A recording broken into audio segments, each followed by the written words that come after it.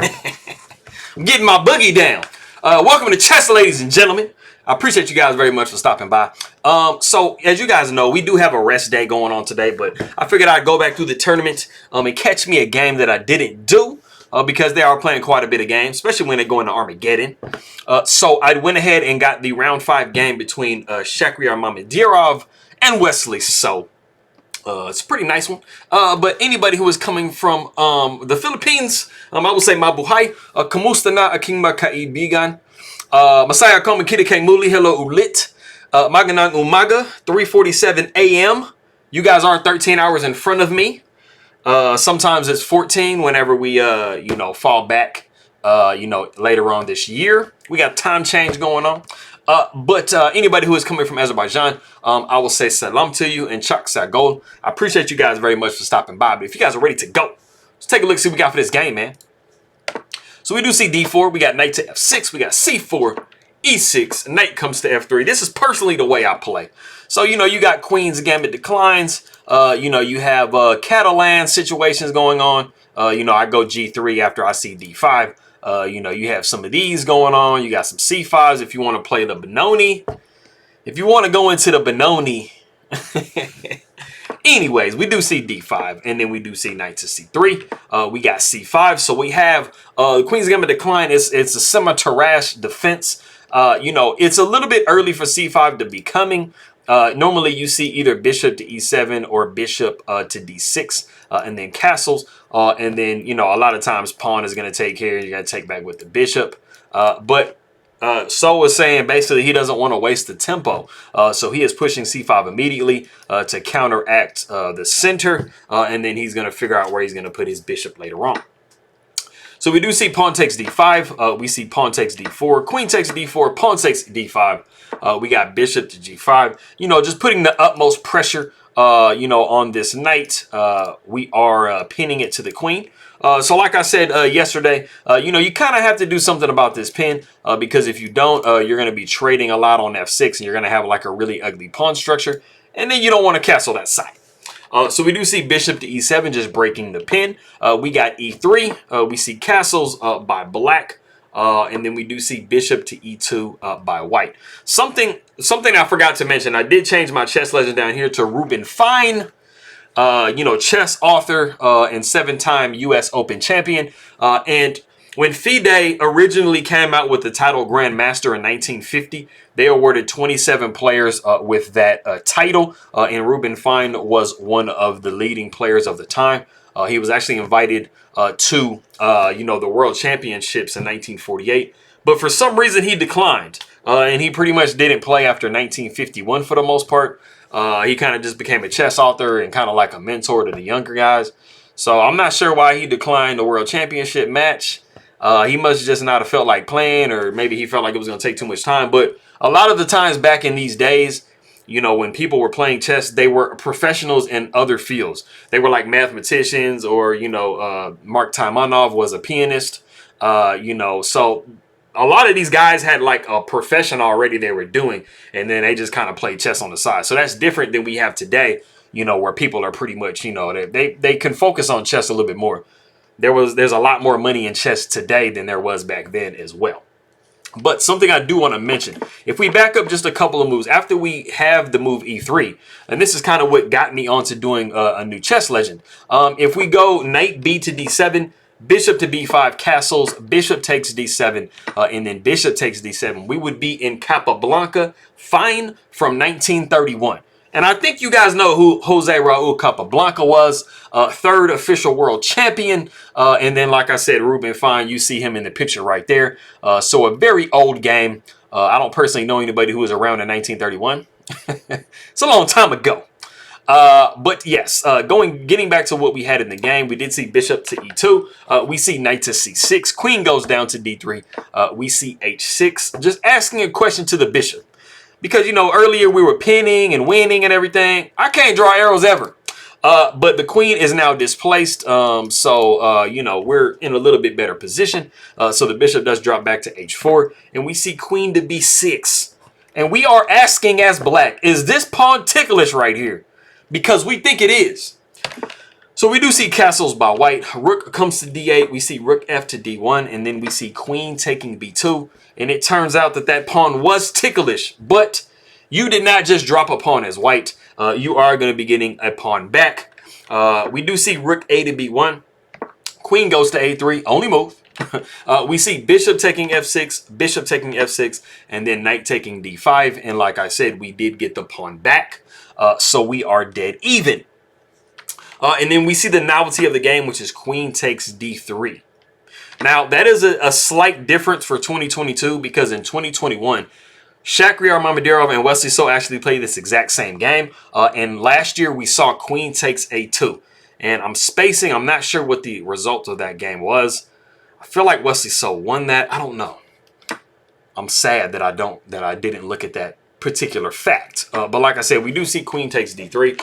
We see knight takes f6 with check, kind of damaging black's pawn structure a little bit. Pawn takes f6. Rook takes d3, bishop to f5, which if you didn't have a check, this would be nasty. But we do have rook takes d8 with check. You really kind of have to go, knight takes d8 because this pawn on b7 was threatened. So we do see rook to b2. And some of you guys might be wondering, after we saw queen takes d2, can't you just take with the rook? Like, and then, you're just good to go and stuff like that, right? You're holding on to the knight. You still have this check and stuff like that. It pretty much works out to be the same exact thing. After rook takes d3, I'll just click through the moves. You pretty much see that it gets back into the same variation. So it was definitely an alternate route that you could take. But like I said, we did see this position here. We see rook over to c8, with the very nice little threat of putting rook to c1. And you don't have a whole lot you can block with. The bishop is going to run into bishop to d3. And you got to kind of contort your pieces around, trying to like defend and stuff. You don't want to do that. So we do see h4 just creating luft for our king. We do see rook down to c1 with check. King side steps over to h2. The rook goes to b1. Rook takes b1. Bishop takes b1. And we do see a3. The king side steps over to f8. White definitely has a really nice position. It's not like they're just completely winning, but they don't have this type of a pawn structure that they have to worry about because it is a little bit damaged. So Wesley So is going to have to, use a little bit of finesse to try to make sure that, this is not an issue. So we do see g4. We got knight down to e6. We see king to g3. We see king down to e7. We see knight down to d2. We're tickling this bishop. We're seeing if it's wanting to laugh or not. The bishop does come to c2 because it's not funny. We got f4. Knight comes to c5. We see king to f3. And then we do see the move knight to b3. And you have a decision to make in this position. Do you go into trades? Or do you put the knight somewhere else? So if you want to go ahead and pause the video and see what white should play in this position, go ahead and do so.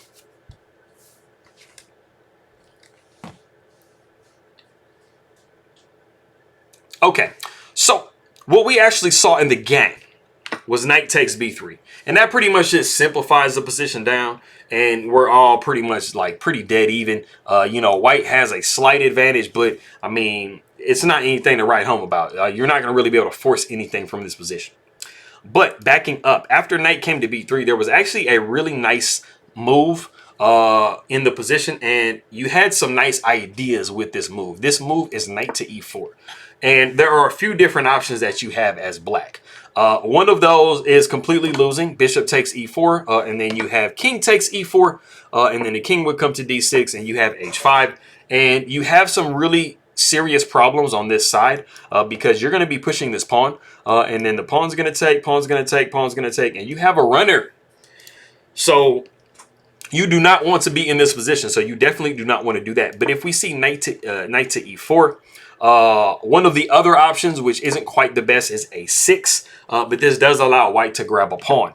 We will see bishop to c4. In this, when you're moving knight to e4, this was what you had in your head that you wanted to try to do because you want to move this knight away because you want to access the c5 square because with this bishop being on this diagonal and this knight being here, you are attacking both pawns. So you do want that to be the end result. So we would probably see bishop to d1, king goes down to f2, and of course we can't grab this pawn here because we're dropping the knight for free. So the knight comes down to c1. We see the desired knight to c5. And then after we see b6, knight does take a6.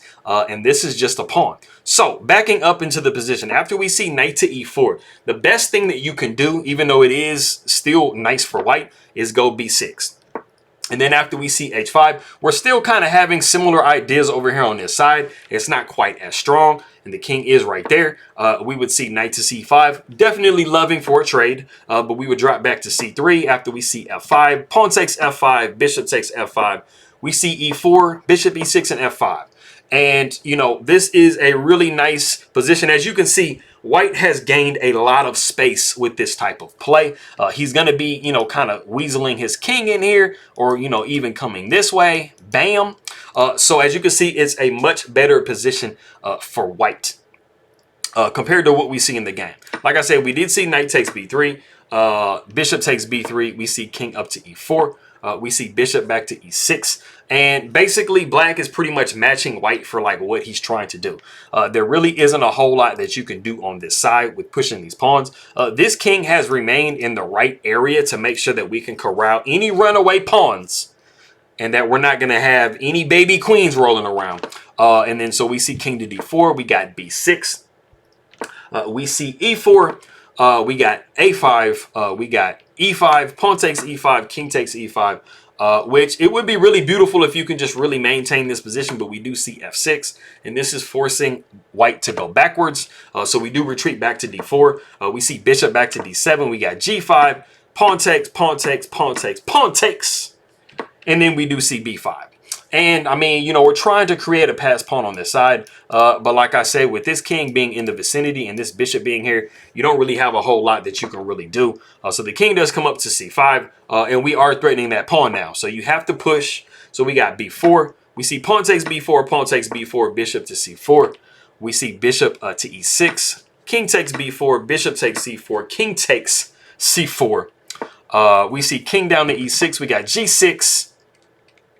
And then we see king to f5, just losing the game. No, I'm playing. We don't see that. You guys are like, what? He didn't do that. No, he didn't do that, man. He didn't do that. He went king to f5. King to f6, sorry. Because we can't do that because we're just going to be losing the pawn. And that just defeats the entire game, basically. So we do see king over to d4. And then king takes g6. King goes to e4. And you see we have a draw.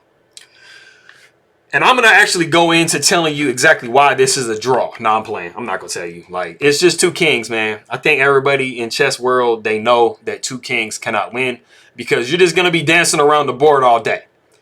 A king cannot checkmate a king. You don't have mating material. So it is drawn. And they did go and play in Armageddon after this.